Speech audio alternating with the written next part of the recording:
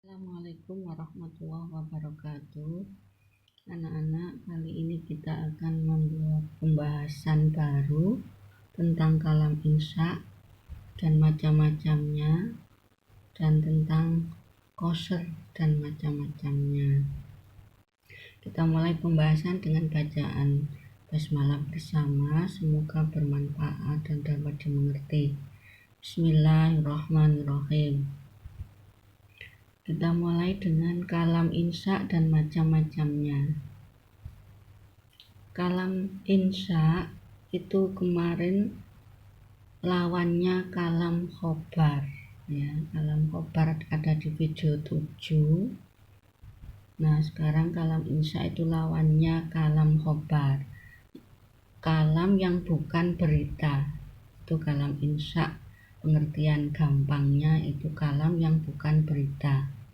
Nah, pengertian lainnya yaitu kalam insya adalah kalam yang tidak bisa dinilai benar atau tidak benar. Jadi tidak bisa dinilai benar atau tidak benar. Kemudian macam-macam kalam insya. Kalam insya itu macamnya ada: 1. Insya tolabi, 2. Insya ghairu tolabi. Nah, insya tolabi itu apa? Yaitu kalimat yang menghendaki sesuatu. Maksudnya menghendaki terjadinya sesuatu. Sedangkan ghairu tolabi lawannya yaitu kalimat yang tidak menghendaki terjadinya sesuatu. Itu tolab sama ghairu tolab, ya. Ada ghairu itu berarti artinya tidak. Tolab menghendaki terjadinya sesuatu. Ingat-ingat tolab sama ghairu tolab. Nah, insya tolabi itu ada 5 macamnya, yaitu 1. Berbentuk amar, ya. Pernah dengar fi'il amar? Ya, fi'il madhi, mudhore, amar, ya. Amar itu kata perintah. Nomor 2, berbentuk nahyu. Pernah dengar fi'il nahi, ya. Nahyu, nahi artinya kata larangan. Kemudian ketiga, istifham. Istifham itu kata tanya. Yang keempat, tamanni. Itu kata untuk harapan, berharap. Tidak itu panggilan, kata seru, ya. Nah, nanti kita bahas satu persatu dari ke 5 model, 5 macam insya tolabi ini. Nah, insya yang ghairu tolabi itu terdiri dari ta'ajub. Nah, kata yang untuk pujian, ta'ajaba, ajib, pujian. Sedangkan yang kedua berbentuk dzam, adzam, itu kata untuk mencela, celaan.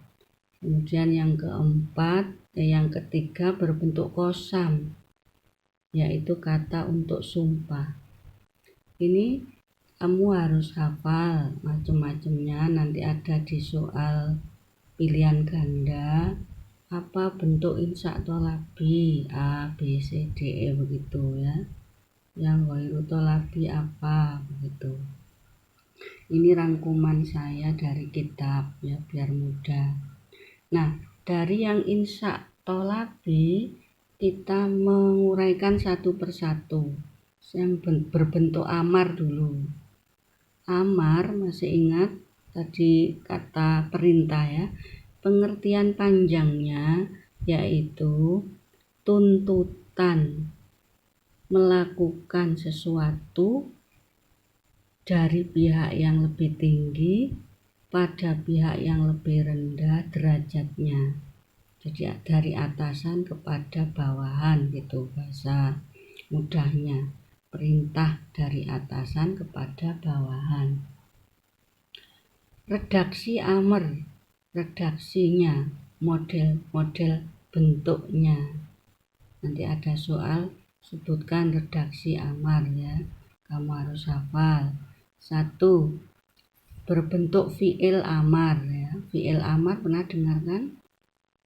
Dhaba yadhabu. Kalau fi'il amarnya idhab. Nah, itu idhab. Nah, itu contoh fi'il amar.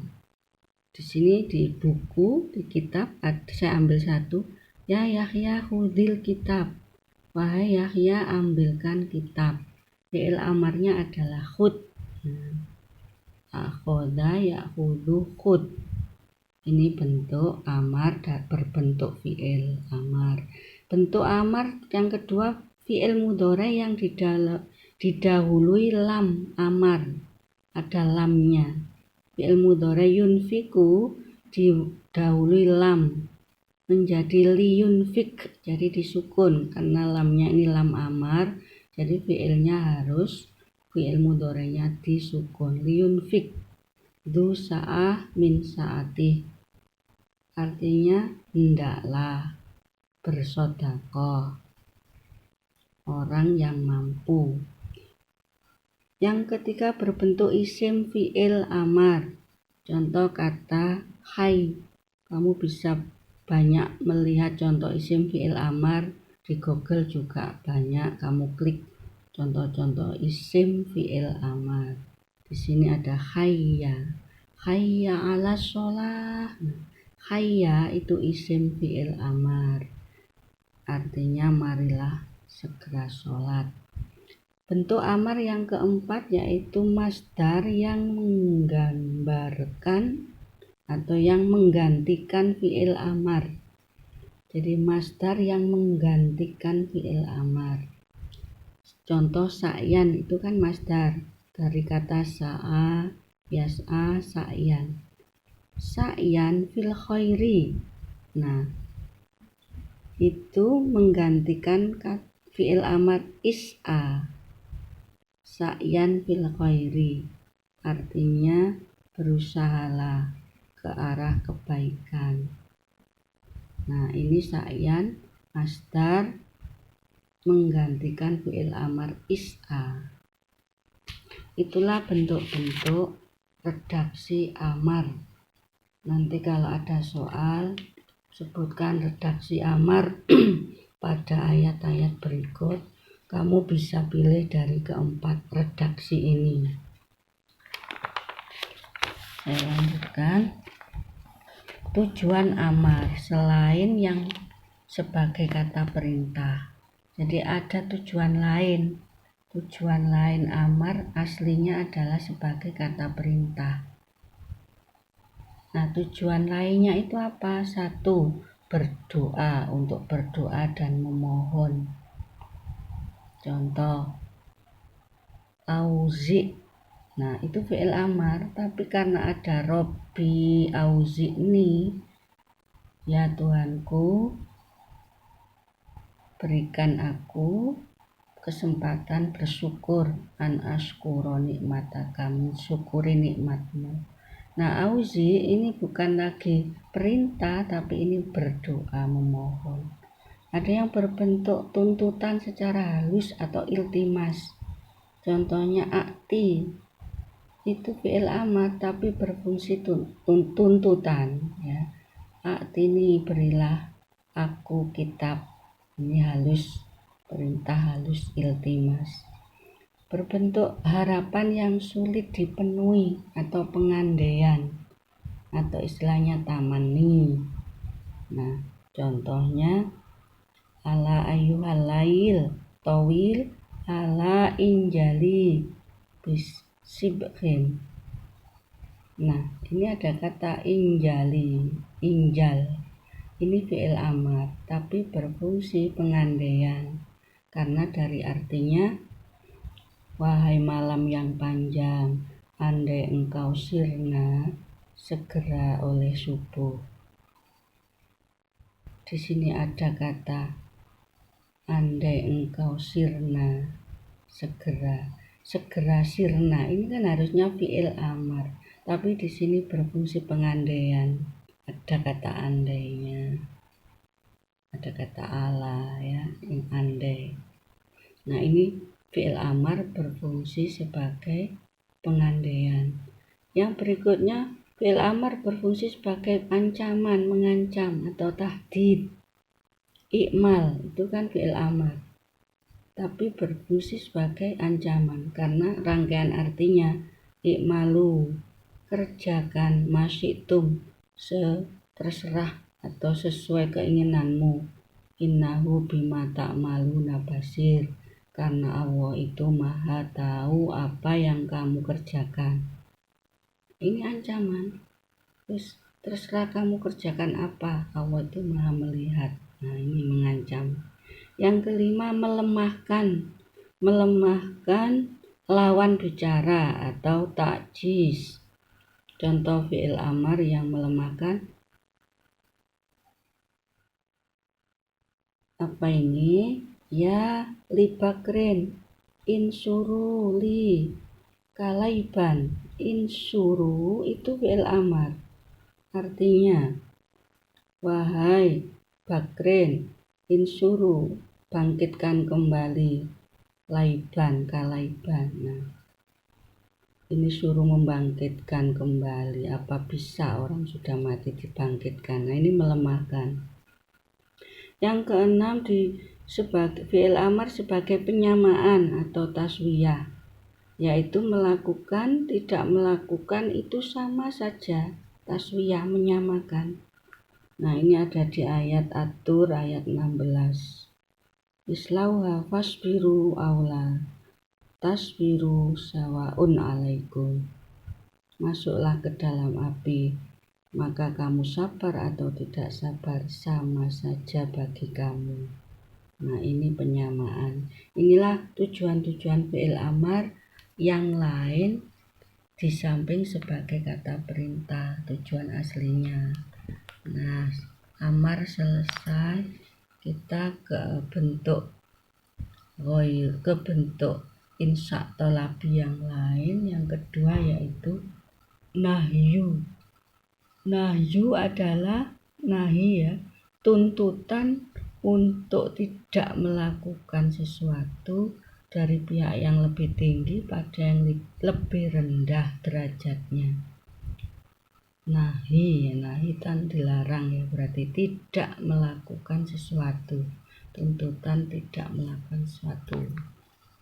Itu insya tolab berbentuk nahyu. Redaksi nahyu hanya satu ya, yaitu fi'il mudhari yang didahului lam nahiyah. Ada lam nahiyah. Pernah dengar fi'il mudhari ada lanya di tasrifan ya? Lanya bermakna jangan ya, lanahi, beda dengan lanafi. Contoh, wala tufsidu fil ardi ba'da islahiha, Al-A'raf 56. Ini adalah lanahi karena di sini sukun, fi'il mudhari'nya sukun. Sukun itu macam-macam, ini membuang nun ya.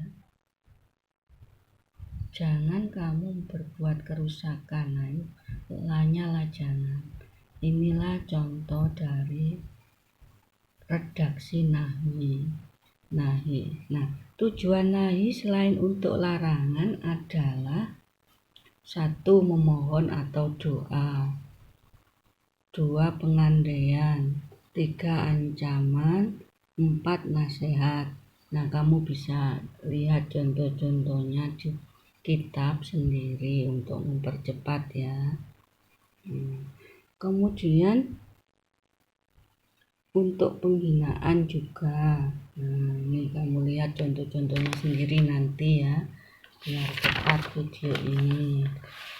Nah, kemudian insya tolabi yang lain berbentuk istifham. Istifham pengertiannya ini, kalimat yang bertujuan untuk mendapatkan informasi sesuatu yang belum diketahui dengan menggunakan kata tanya. Nah, istifham itu kata tanya.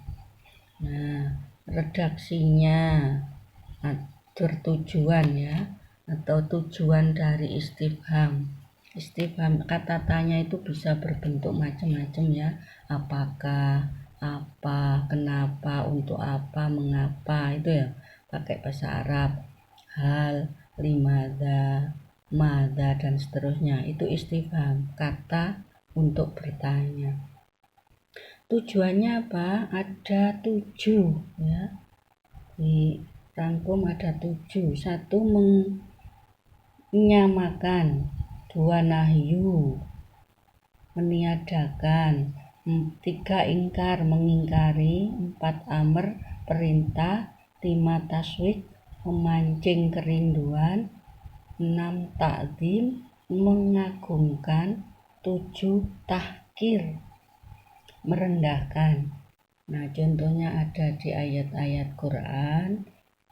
Ini nanti lihat sendiri di kitab. Langsung ke bentuk tolabi yang keempat, nida. Nida itu pengertiannya adalah redaksi tuntutan supaya lawan bicara segera menghadap dengan menggunakan huruf nida. Huruf nida atau kata seruan ya. Jadi nida itu seruan, kata untuk menyeru, memanggil. Wahai, hai, itu semuanya nida. Nah, macam-macam huruf nida ini harus hafal, nanti ada soal sebutkan huruf-huruf nida A, B, C, D, E begitu. Jadi saya rangkum huruf nida itu yang untuk jarak dekat itu ada 2, A sama I. Nah, untuk jarak jauh itu ya sama A panjang, I tapi panjang, I. Yang dekat tadi I, yang jauh I. Kemudian ayah, haya, wah. Ini ada 1, 2, 3, 4, 5, 6, 7, 8. Itu huruf nida ada 8 macam sesuai jaraknya. Tapi jarak ini kadang tidak dipakai sesuai aturan. Ada yang untuk jarak dekat dipakai jarak jauh karena alasan tertentu, di kitab ada alasannya. Nah, kita lanjutkan dengan tujuan nida yang keluar dari makna aslinya atau keluar dari tujuan aslinya. Tujuan aslinya adalah untuk menghadap. Jadi panggilan untuk menghadap. Itu tujuan aslinya. Tapi ada tujuan yang lain, yaitu A, ada untuk teguran atau peringatan keras. B, untuk keresahan atau kesakitan. C, untuk anjuran. Nah, ini ada di halaman 100, contoh-contohnya kamu nanti bisa lihat sendiri. Insya tolabi berikutnya berbentuk tamani. Nah, tamani itu pengertiannya menuntut sesuatu yang disukai, tapi mustahil terjadinya. Tamani itu berharap tapi mustahil terjadi. Nah, kata yang dipakai biasanya pakai laita, hal, lau, sama la'alla. Nah, yang asli itu adalah laita, alangkah baiknya, itu artinya laita. Nah, contoh-contohnya bisa kamu lihat di kitab yang pakai laita.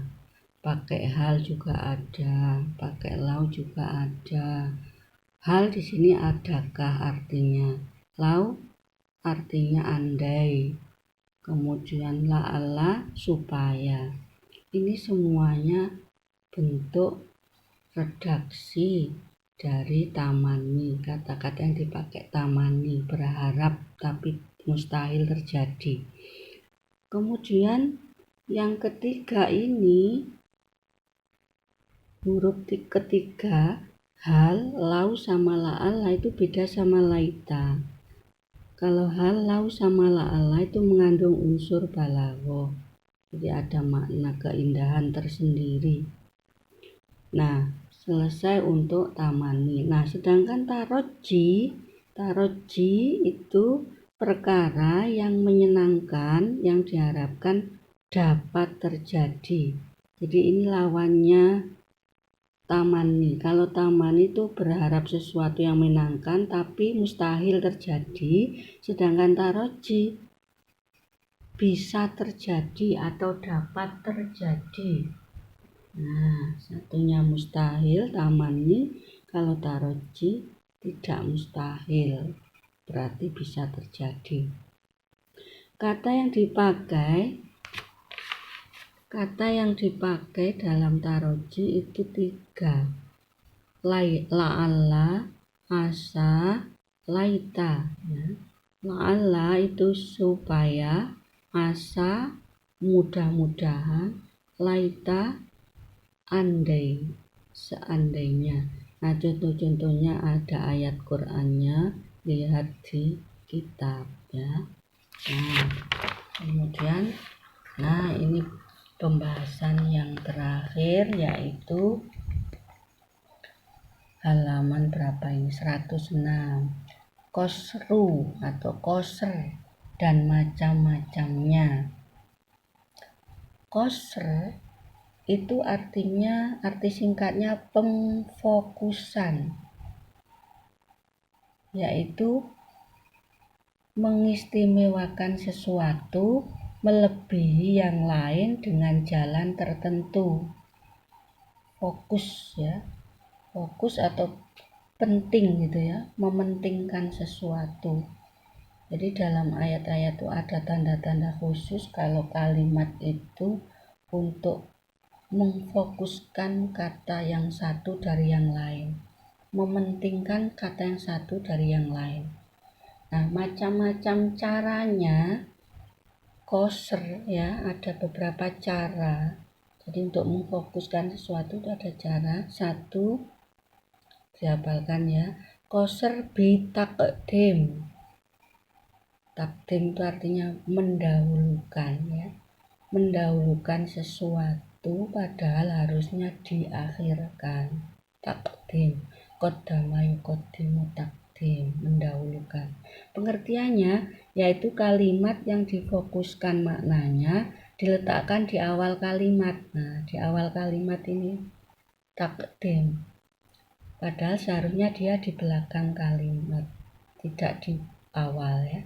Contoh ayat iyyaka na'budu wa iyyaka nasta'in. Nah, iyyaka itu kenapa di depan? Padahal dia harusnya menurut nahwu harusnya di belakang. Na'budu iyyaka harusnya fi'il, fa'il, maf'ul. Na'budu fi'il, fa'il, iyyaka maf'ul. Tapi Al-Qur'an membuat model untuk qasr, untuk fokus hanya padamu. Nah, hanya padamu. Na'budu, kami menyembah.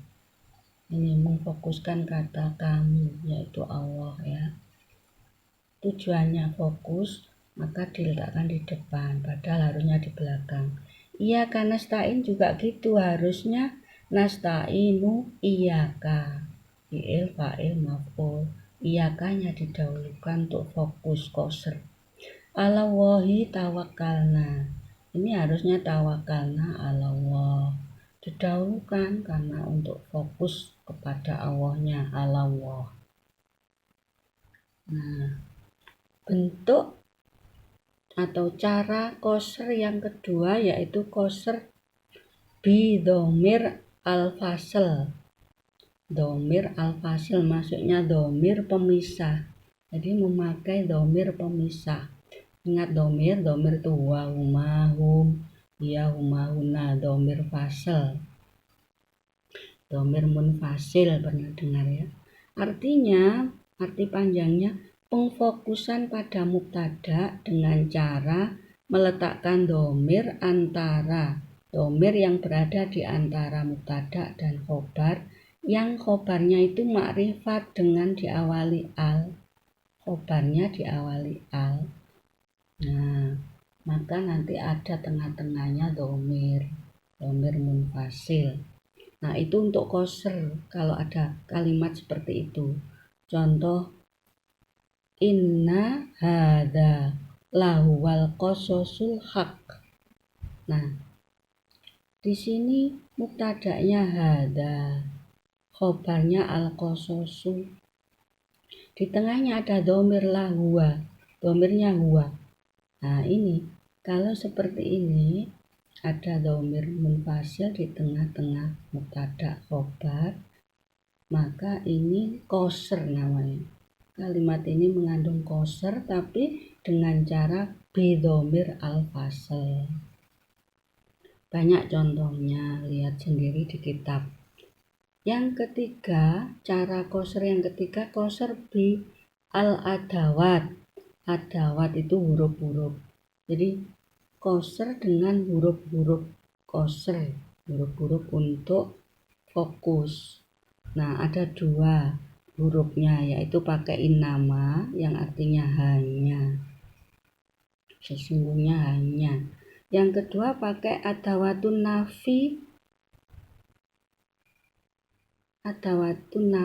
ya, sama illah. Nah, adawatun nafi itu huruf-huruf nafi, huruf-huruf yang mengandung makna tidak.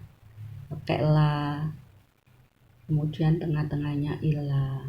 Contohnya, la ilaha illallah, tidak ada Tuhan kecuali Allah. La sama illah. Nah, kita bahas yang pertama pakai innama ya. Banyak contohnya. Innama yakhsyallaha min ibadihi ulama'u. Min ibadihil ulama'u. Nah, ini untuk memfokuskan kata ulama pakai innama. Sesungguhnya yang takut pada Allah dari hambanya hanyalah ulama. Ada innama itu hanyalah.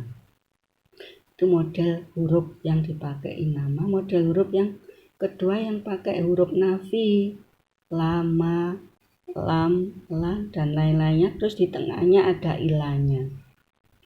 Nah, inilah ilaha illallah, inilah huruf nafi, ini ada ilah. Seperti ini model-model adawatun nafi. Nanti ada soal ayat. Ayat ini modelnya pakai qasr apa, cara yang dipakai qasr cara apa. Nah, kamu harus bisa. Terakhir macam qasr. Macam tadi cara, sekarang macam. Macam qasr ada 2, yaitu qasr hakiki sama qasr idhofi. Nah, hakiki artinya pemfokusan hakiki atau yang sebenarnya atau mutlak. Jadi pemfokusan, tapi kejadian yang difokuskan itu benar-benar terjadi dan tidak berlaku pada orang lain selain dia. Biasanya kalimat-kalimat contohnya itu yang menyangkut kata Allah, seperti tidak ada Tuhan kecuali Allah. Nah, ini hakiki, ini pemfokusan menyangkut nama Allah, hanya Allah, Tuhan itu, tidak ada yang lain. Kalau ada yang lain itu bukan hakiki, tapi ini idhofi. Nah, idhofi itu pemfokusan relatif, tidak sebenarnya atau kiasan. Dalam makna lain disebut qasr majazi. Ini lawannya hakiki adalah idhofi. Contohnya misalnya, tidak ada penyair kecuali Ahmad. Nah, biasanya berlaku untuk selain Allah. Contoh-contoh idhofi itu berlaku selain Allah. Tidak ada penyair kecuali Ahmad. Nah, Ahmad itu kan bukan Allah. Ini relatif. Tidak ada penyair kecuali Ahmad. Nah, bisa jadi tidak hanya Ahmad yang menjadi penyair, masih relatif. Bisa juga orang lain yang menjadi penyair. Masih bisa dimiliki kemungkinan itu untuk orang lain. Itulah idhofi ya. Sekian, terima kasih. Kurang lebihnya mohon maaf. Nanti ada soal pilihan ganda. Saya harapkan bisa menjawabnya dengan melihat, mendengar video-video yang sudah kita bahas. Kalau ada yang sulit silakan tanya. Ini rangkuman saya. Sekian, semoga bermanfaat. Assalamualaikum warahmatullahi wabarakatuh.